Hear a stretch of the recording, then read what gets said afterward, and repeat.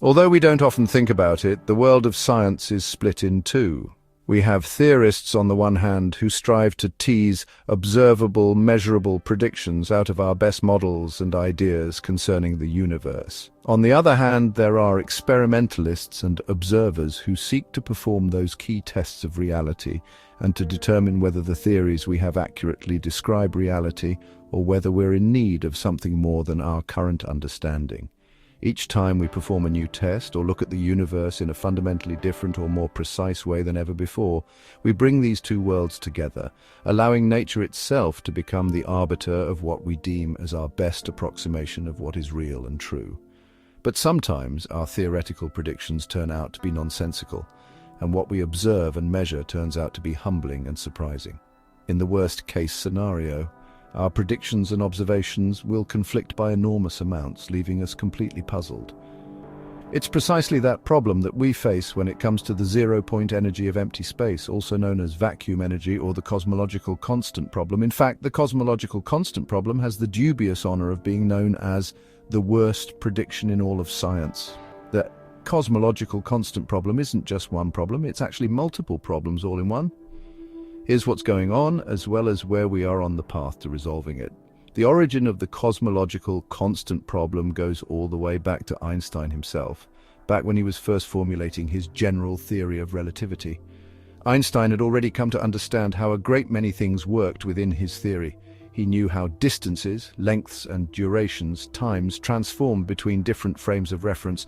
He understood that space and time were not separate entities, but rather were woven together into a four-dimensional fabric, that gravitation was indistinguishable from any other form of acceleration to the observer, but that it was the presence and distribution of matter and energy that dictated how space-time curved, evolved, and either expanded or contracted. It was in fact that last point where Einstein realized that a universe that was uniformly filled with matter, radiation, or any form of energy could not be stable and static, but must either expand or contract. That kept Einstein up at night when he was putting his greatest theory together.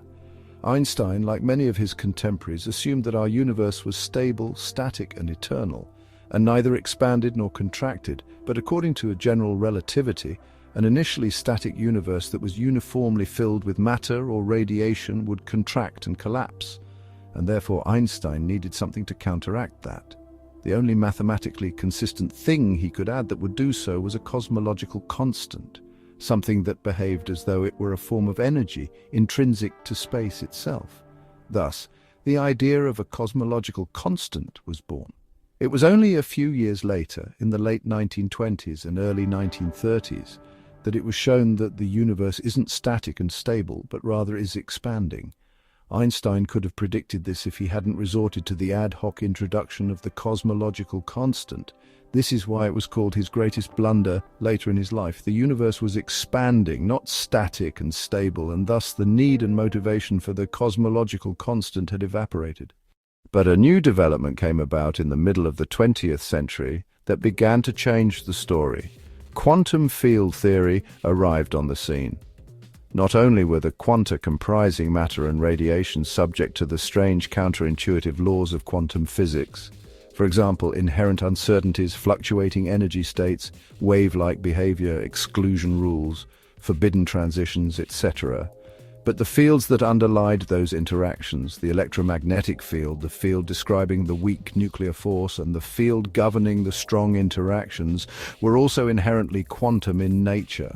Phenomena such as the Lamb shift, the Casimir effect, and the Schwinger effect all demonstrated that quantum fields do in fact carry energy, and like many quantum systems, it wouldn't necessarily be true that the lowest energy state that they could occupy corresponded to a zero energy state. Like many quantum systems, perhaps there was a positive, non-zero energy state that even empty space itself would possess. But how could we calculate it? And our field theory methods gave only nonsense answers. If you attempted to calculate the contributions of various Feynman diagrams, a tool commonly used in perturbative expansions within the context of quantum field theory, each individual term would lead to enormous contributions, dozens or even more than 100 orders of magnitude greater than would have been physically possible. Remember, our universe is observed to be many billions of years old, and a universe that had a zero-point energy, or an energy inherent to space that was too great in magnitude, would either recollapse in just a fraction of a second, or would expand away so quickly that not even a single atom, atomic nucleus, or even a proton could have formed. In fact, if you make a naive order of magnitude estimate for how large this zero-point energy inherent to space should fundamentally be, quantum field theory tells you that three of our fundamental constants should come into play: Planck's constant, or the gravitational constant, or G, and the speed of light in a vacuum, or C, and that the way they should come together would give you something in units of energy to the fourth power. But this leads to exactly the problem we just mentioned. Such a value for the cosmological constant would have destroyed the universe almost immediately after its birth. If it were truly of a value like 10 circumflex 112 eV circumflex 4 in the positive direction, the Big Bang would have led to a colossally large, relentlessly exponential expansion, driving every quantum away from every other so quickly that the universe would be essentially emptied out with every tilde 10 circumflex 40 seconds that elapsed. Similarly, if it were truly of that same value but in the negative direction, the universe would have recollapsed literally the instant the Big Bang occurred, after merely tilde 10 circumflex 43 seconds had elapsed. A lot of people in the field assumed that our inability to perform these quantum field theory calculations and to get such remarkably large answers each time we try and calculate even a single term or contribution to the zero-point energy of empty space simply meant that either we didn't know how to do these calculations appropriately, and that the real answer must be zero for some yet-to-be-determined reason, or that there was some new symmetry that we hadn't yet discovered that would cancel out all of these seemingly unique terms that arose in our conventional standard model. In other words, the very fact that our universe existed, and that it existed without a tremendous, catastrophic cosmological constant within it, seemed to indicate that it might be zero, and that it was up to us to figure out why. The proposals that our question asker for the week put forth here and here fall into that first category. Attempts to explain why this thing that we'd naively calculate to be huge is actually zero, but the jury is still out on whether this speculative scenario actually solves that aspect of the puzzle or not. Part of the reason that physicists remain so excited about supersymmetry, despite the extraordinary lack of experimental evidence supporting it, is that it is one of the most promising theoretical schemes to impose a symmetry that could cancel out all of the contributions of the standard model to the zero-point energy of the universe. Despite all of the progress we've made in theoretical physics, including in understanding the standard model and everything that it brings along with it, we have yet to find a compelling resolution to the cosmological constant problem. In the mid-1980s, physicist Steven Weinberg was thinking about this problem, and was thinking about it in the context of not just cosmic inflation, which creates an incredibly large number of pocket or baby universes, but in the context of string theory as well. Cosmic inflation, which precedes and sets up the hot Big Bang, represents a phase of the universe where there was a large constant amount of vacuum energy, and in string theory, the zero-point energy of empty space is a reflection of what's known as the expectation value of the quantum vacuum. What Weinberg did next was invoke a principle that's often misused, but remains very popular in theoretical physics, the anthropic principle.